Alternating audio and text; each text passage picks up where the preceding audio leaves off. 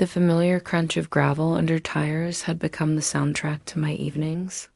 It was the sound of my husband, Mark, pulling into our driveway after another long day at the office.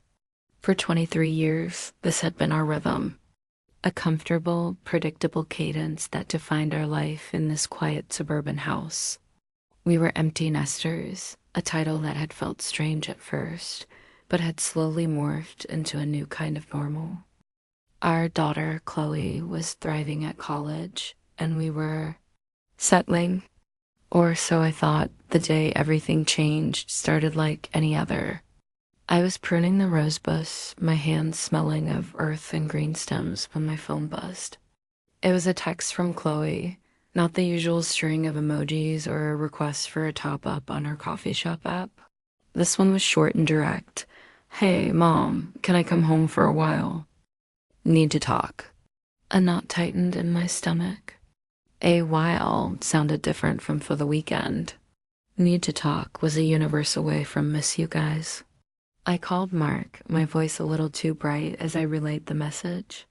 He, ever the pragmatist, heard the same undercurrents I did. "I'm sure it's nothing, Sarah. Probably just stressed about finals," he said. But I could hear the slight hesitation in his voice. The waiting was the hardest part. The tidy, quiet house suddenly felt too quiet, the silence pressing in on me. I cleaned rooms that were already clean, baked her favorite chocolate chip cookies, and tried to quiet the chorus of what-ifs in my mind. Was she sick? Had she been in an accident? Had something happened at school? When her beat-up sedan finally turned into the driveway that Friday evening, the knot in my stomach pulled taut. Mark and I stood side by side on the front porch, trying to look casual, but I knew we were both holding our breath. The car door opened and Chloe emerged. My beautiful, vibrant 21-year-old daughter. But the girl who slammed the car door and trudged up the path was a muted version of the one we'd dropped off at her dorm just a few months prior. Her shoulders were slumped, her usual radiant smile replaced by a thin, weary line. Her eyes, the same bright blue as her father's, were shadowed. She dropped her duffel bag on the porch with a thud and fell into our hub, but her body was stiff, unyielding. "Hey, sweetie," I said, my voice cracking. "We're so glad you're home." She just nodded against my shoulder. "Yeah, me too." The first night was a dance of avoidance. We ate the lasagna I'd made, the conversation skimming the surface like a stone on water. We talked about the weather, about a movie we'd all seen, about the neighbor's new dog, anything but the elephant in the room. Chloe picked at our food, her answers monosyllabic. The cookies I'd baked sat untouched on the counter dot. It was Mark who finally broke the seal later that evening. We were in the living room, the glow of the television flickering over us, a meaningless sitcom providing a backdrop of fake laughter. "Chloe," he said, his voice gentle but firm. "Your mom and I are here. Whatever it is, you can tell us." She was curled in the armchair, clutching a throw pillow to her chest. She took a deep, shuddering breath, and then the words tumbled out. A torrent of confusion and pain that left Mark, and I reeling dot it wasn't one thing, she explained. It was everything. She felt lost, utterly and completely. Her marketing major, which she had once been so excited about, now felt soulless and meaningless. The constant pressure to network, to build a personal brand, to curate a perfect life on social media was suffocating her. She described anxiety attacks in the library, feeling like she was on a speeding train headed for a destination she no longer wanted to reach. "I can't do it," she whispered, tears finally spilling over. "I don't know who I am anymore. I feel like I've been following a script my whole life, and I just realized I hate the part I've been given." The silence that followed was heavy, broken only by the tinny laugh track from the TV. Mark and I exchanged a look of sheer, unadulterated panic. This wasn't a problem we could fix. We couldn't call a tutor for this, or write a check. Our daughter was having a full-blown existential crisis on our living room rug, and so the change began. It was subtle at first. Chloe's old room, once a shrine to her high school achievements, became a cave. She slept late, her door closed until well past noon. The vibrant, ambitious young woman we knew was replaced by a listless, pajama-clad ghost who drifted through the house. She'd spend hours scrolling on her phone, then declare she was deleting all her social media apps, only to re-download them a day later in a fit of FOMO. Our comfortable empty-nest rhythm was shattered. The quiet was now a heavy, anxious silence.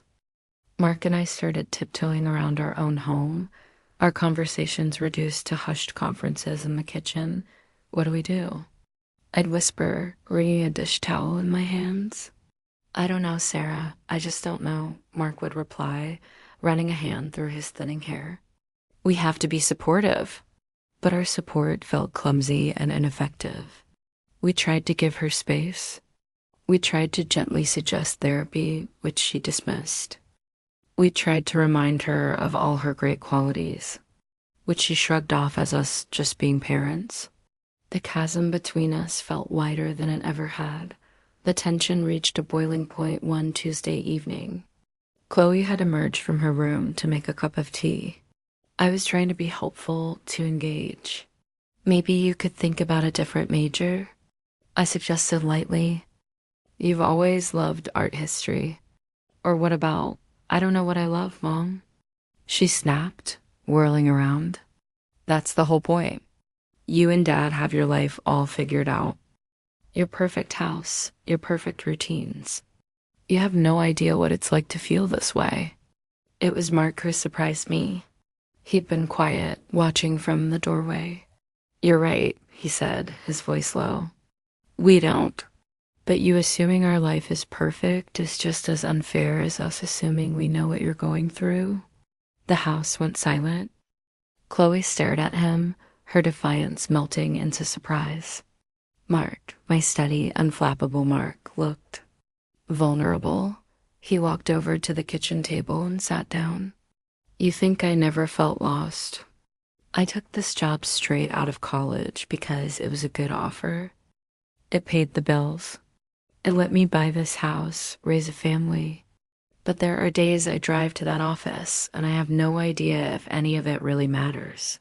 I looked at my husband, truly looked at him.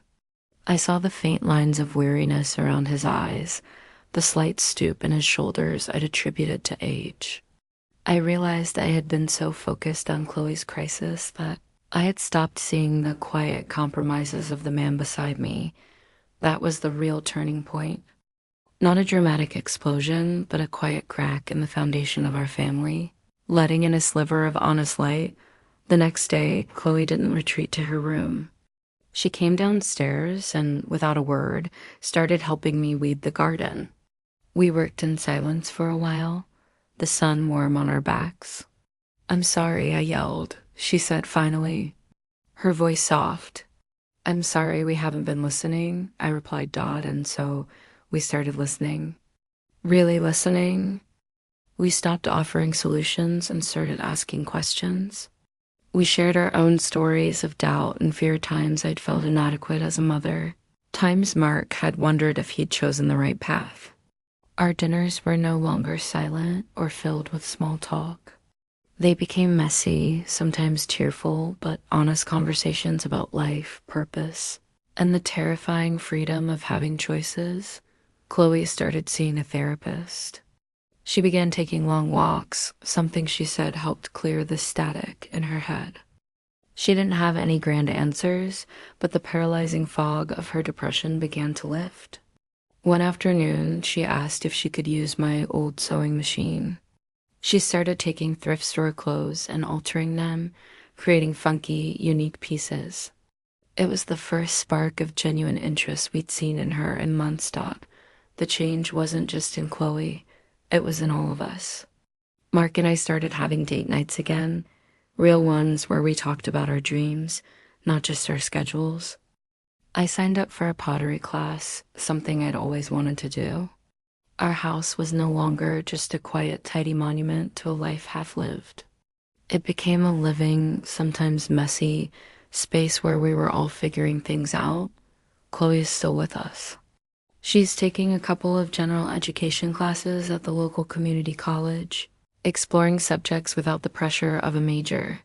Her room is a creative chaos of fabric swatches and sketchbooks. She's not fixed, and she doesn't have a 5-year plan. But she's present. She's engaged. She's rediscovering her voice. My 21-year-old daughter came home, and she brought a storm of uncertainty with her.